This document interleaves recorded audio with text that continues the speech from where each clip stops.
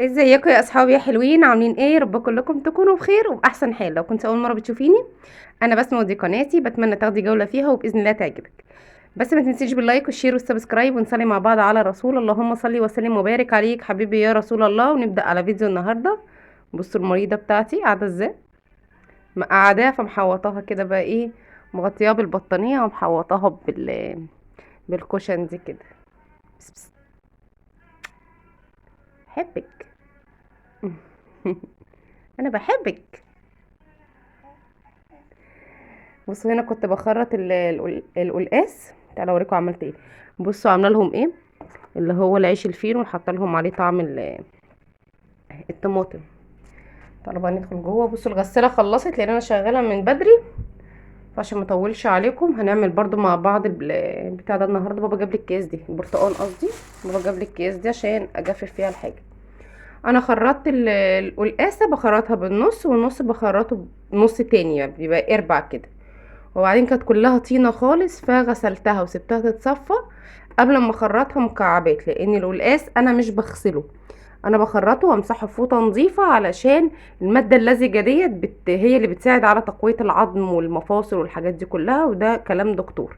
زي كانك بتاكلي كوارع وكلام ونزلت تتريق على رجول الفراخ الايام دي. لا، رجول الفراخ اصلا زيها زي الكوارع، وده كترة العظم والاعصاب بيتكلموا عنها كتير يعني. تمام. فربنا خالق كل حاجة ليها حاجة. فالمادة اللزجة بتاعة الملوخية وبتاعة البامية والقلقاس ربنا خالقها للعظم والمفاصل. فانا ما بغسلهاش، بس علشان كانت الطينة هنا مبالغ فيها قوي، غسلاها كده وسايباها تتصفى وهخرطها معاكم. قلت يعني ايه استفاد بالجزء اللي انا لسه هخرطه من جوه ده. هعمل ايه النهارده؟ قمت غسلت كام حاجه كده بتوع العشاء بتوع امبارح مع نفسي. خرطت بطاطس وبتنجان هنا، حطاه في ملح، ومطلعه سمك الفراخ ده. دي سمكة الفراخ عشان لو في ناس ما تعرفهاش. بصوا شكلها عامل ازاي، بيبقى لونها احمر او اورنج كلام من ده. هي ليه لونها عامل معايا كده؟ عشان انا حطاها في ميه وليمون وخل اهي. بصوا، دي سمكة الفراخ، لان في ناس كتير او من القاهرة ما يعرفوهاش، والبياع ممكن يضحك عليك. دي سمكة اسمها الياسمينة، هي جت كده لوحدها في الموضوع. تمام اهي.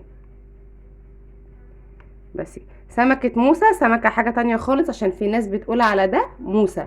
دي سمكة الفراخ. وفي سمكة اسمها البغبغان مبططة، لونها اورنج برضو زي السمك ده. تمام. هنا بقى في ايه، هنا كنت انا شويت دي علشان هعمل بابا غنوج معاكم. انا بنضفها خالص وبحطها في الخلاط، واحط معاها طحينه وبقدونس. عندك فلفل كوب بتحطي، فلفل حامي تحطي اللي انت عايزاه، ملح وكمون وبس كده، وليمونه، وبتضربيها. وده بابا غنوج بتاعنا. بس خليكي معايا وحطي اللايك، ويلا بينا نبدا على الفيديو النهارده. بسم الله الرحمن الرحيم. واستعنا على الشقه بالله وابتدينا المعركه. حقيقي ده معركه. انا عايزه اقول لكم ان ايديا، كف ايديا ده مش قادره منه لحد دلوقتي. القلقاس صعب جدا، وكمان مسكة السكينة اصلا طول النهار صعب. ابتديتها كده اهوت، ان انا مسكت القلقاس بتاعي خرطته. طبعا الكاميرا بتتغير اشكالها بسبب ان انا كل شوية اشيل الانسة اللذيذة وتعيط وكده يعني. بس خلصت الحمد لله، تمت المهمة بنجاح على 5 6 10 مرات، يعني مش مرة واحدة والله العظيم، عشان ما يبقاش كذابة يعني. فانتوا يعني مالكمش ذنب تستحملوا ده كله معايا. بس خدت بقى كده هو ترى بصوا انا بحب اخرط القلقاس تخريطه صغنغونه كده قد العقله او اصغر. ما اعرفش ليه ما بحبش القلقاسيه الضخمه الكبيره كده. مش عارفه، هي عاده يعني. وما بتاخدش وقت في السوا على فكره. بس صينيه العشاء حطيت فيها كل البرتقان وطلعته بره على الترابيزه، عشان هعبي ده واطلع بقى ابتدي على البرتقان. مش عايزه الحاجه تبوظ مني، حرام عليا. وبعدين دي بقى ايه، نعتبرها اول تفريزات رمضان، مع اني انا مش بتاعه ان انا رمضان بس، لا، انا باخدها دي في دي، فبزود بالمره اللي هو خضار الموسم. اللي في الشتاء بزود منه للصيف، وخضار الصيف بزود منه للخريف للشتاء للربيع. في كل موسم سبحان الله ربنا خلق له فاكهته وخضاره وكل حاجة، علشان المناعة وعشان حاجات كتيرة قوي تنفعه. تنفع الجسم البني ادم في الوقت نفسه. تمام. فبس انتي بتشتهي الاكل في وقت، مش في وقته ساعات. ومش كتير هتروحي بقى تجيبي بتاع الشركات. وفرت علينا كتير وكل حاجة، بس برضو حاجات البيت لا يعلى عليها. حتى انت بصي مهما تطوري في بيتك ومهما تعملي، في ريحة معينة كده او في روحانيات معينة في بيت والدتك او بيت جدتك. يعني دي مهما لفيتي العالم دايما بتشتاقي لها، بتشتاقي وانت صغيره في حاجه معينه. حتى لو تلاحظوا انا بقولها من اول الفيديو، الجزئيه دي بالظبط بتاعت صاله التوزيع اللي احنا قاعدين فيها، انا دايما مخلياها ملهاش علاقه ببقيه البيت، دايما مخليها فيها روحانيات زمان كده.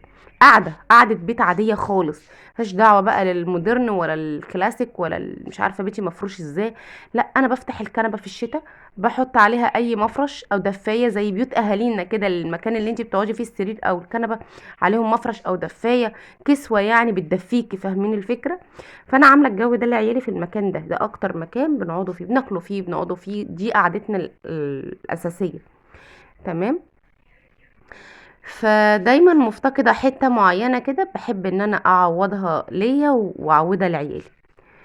بس بصوا بقى، البرتقال لما كنت بشيله ازاي؟ ساعات كنت بشيل البرتقانية على بعضها او اقسمها بالنص او افصص كل فص لوحده. المرة دي لا، عملتها زي الكمبوت كده اهوت، خرطتها جوانب دواير.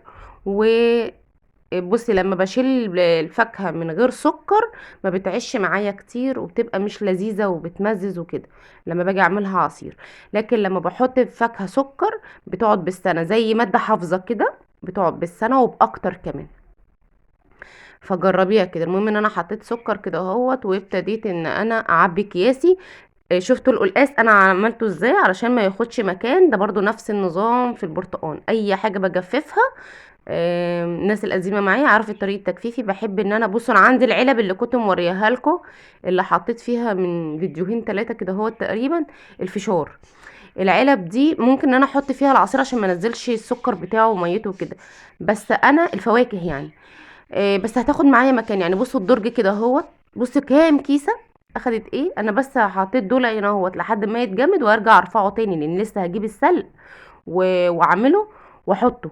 انا عملت القلقاس الاول، ما كانش معاها، ما جابوليش سلق، فقلت خلاص انا هعمل القلقاس الاول واشوف طلع لي كام كيس عشان على مدده اجيب السلق. لازم تشيلي القلقاس بالسلق لاني بتيجي عليه خلاص وقت موسم وبيمشي، فانتي شايله قلقاس فتيجي تعمليه ازاي من غير السلق بتاعه؟ فلازم تجففي السلق بتاعه كمان بالمره.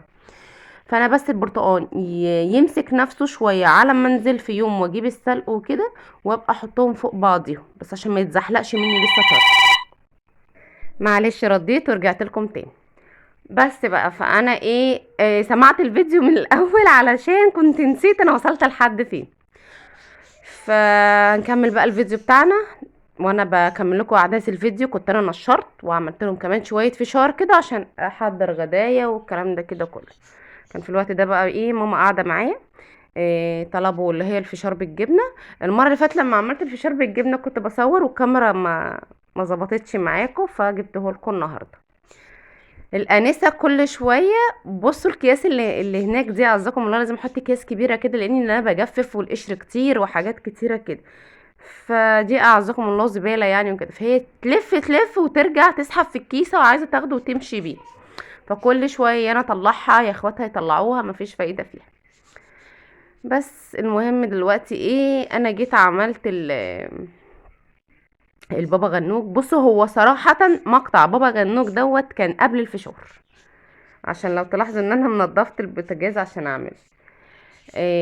قلت اعمل معاكم بابا غنوج. اللي مش عارف، في ناس بتهرسه بالهراسه او بالشوكه، انا مش بحب الحتت الطويله اللي بتطلع فيه دي، فاهمين قصدي؟ بحب اضربه في الخلاط، بتبقى حاجه مزاجانكي كده. هي طحينه يعني، هي طحينه بابا غنوج. بصي يا ست الكل، انا حطيت تقريبا قلت لكم في اول الفيديو، بس تاني حطيت البابا غنوج. انا شطفتها شطفه نظيفه ونضفتها، وحطيت عليها شويه ملح وفلفل اسمر حبه صغننين وكمون، وبس كده. على فكره المفروض ان انا احط فص ثوم ونسيت، تصدقي بقى افتكرت دلوقتي وانا بسجل لكم. حطيت معلقه صغنونه من الطحينه، عايزه تكتري كتري ليه، كده كده المعلقه الصغننه ديت هتبقى مليانه طحينه. بصوا ناديت على اخواتها يسحبوها ازاي. وحطيت شويه زيت وشويه خل وليمونه وضربتهم ضربه حلوه كده. ما لقيتش طبعا عندي انا بقدونس ولا حاجه، فعندك فلفل زي ما قلت لك حطي. خدت فلفلايه وكانت حاميه شويه فحطيت زي نصها، قسمتها قطعتين كده اهو. بس كده. طبعا مش هنسيب اي حاجه في الخلاط، لازم كله نطلعه. اول طبق من الغدا جهز معايا النهارده. بصوا احنا النهارده مش هنروق ومش هنرتب والكلام من ده، طبعا يوم التجفيف معروف انت ما بتبقيش مالكه تعملي اي حاجه تانية. كويس قوي ان انا نشرت اصلا. قلت اعمل بقى ايه، طبق سلطه، بس مش سلطه عادي، سلطه رنجه. انا عندي العلبه دي فيها كام قطعه رنجه كده، هو كنت عاملاهم اللي هم زي الصوابع. فقلت خلاص بدل ما يفضلوا قاعدين كتير في التلاجة، وانا عايزه ابدا ان انا انضف التلاجة واطلع منها حاجات، يعني لا اقدر عليه في كل يوم اعمل حاجه هعملها كده زي ما كنت قايل لكم من الفيديو اللي فات هعملها. فقلت خلاص انا اطلع اصل هما قطعتين هتشوفوهم صغيرين ما لهمش لازمه. طب ما انا كده كده باكل سمك، طب ما اعمل سلطه وسلطه رنجه بدل ما اعمل سلطه عاديه، هي فهحط بس عليها قطعه رنج.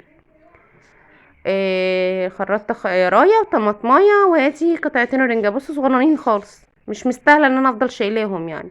حط عليهم ليمونه وشويه الزيت وبس كده بقى عندنا سلطه رنجة وطبق بابا غنوج. اول حاجه جهزه